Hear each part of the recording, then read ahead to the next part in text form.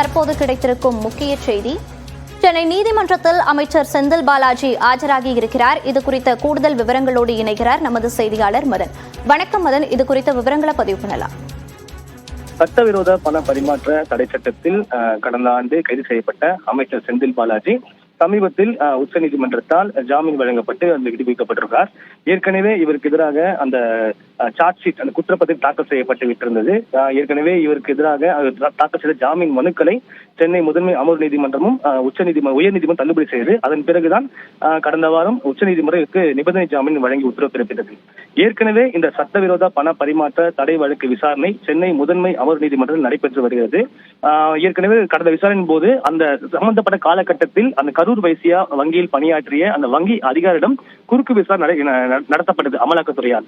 இதைத் தொடர்ந்துதான் இந்த வழக்கில் சாட்சியம் அளிக்க சாட்சி விசாரணைக்காக இந்த வழக்கானது இன்றைய தினம் தள்ளி வைக்கப்பட்டது.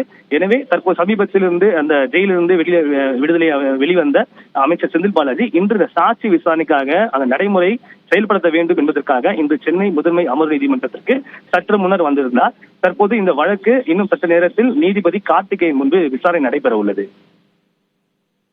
விவரங்களுக்கு நன்றி மதன்.